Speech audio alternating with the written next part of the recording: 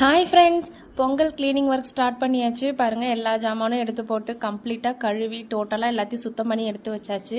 பாருங்கள், கிச்சன்லேருந்து எல்லாத்தையும் தூக்கி டைனிங் ஹாலில் போட்டுட்டேன். இது எல்லாத்தையும் திரும்பவும் எடுத்து கொண்டு போய் அங்கே வச்சு எல்லாத்தையும் ஆர்கனைஸ் பண்ணணும்.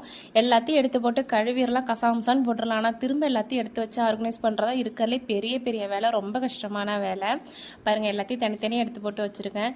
நம்ம பொதுவாக க்ளீன் பண்ணோம் அப்படின்னா கொஞ்சம் நாளைக்கு பார்த்தீங்கன்னா எடுத்த பொருளை எடுத்த இடத்துல வைப்போம், தொடச்சி வைப்போம், அப்படி க்ளீனாக வச்சுருப்போம். ஆனால் கொஞ்சம் நாளைக்கு அப்புறம் ஆட்டோமேட்டிக்காக திரும்பி அந்த பொருளை அந்த இடத்துல வைக்க மாட்டோம், களைச்சி வச்சுருவோம். பொதுவாக எல்லா வீட்லையும் நடக்கிறதா இது பார்த்தீங்கன்னா எங்கள் வீட்டில் கபோர்டில் செல்ஃபெல்லாம் பார்த்தீங்கன்னா இதுமாரி பேப்பர் ஷீட் அதுமாரி எதுவும் போட மாட்டேன். இது எதுன்னு பார்த்தீங்கன்னா ஆட்டோக்கெலாம் சீட் கவர் பண்ணுற ஷீட். இது நல்லாவே உழைக்குது. இது கிட்டத்தட்ட 2-3 வருஷத்துக்கு மேலே நான் யூஸ் பண்ணுறேன். எந்த விதமான டேமேஜும் கிடையாது.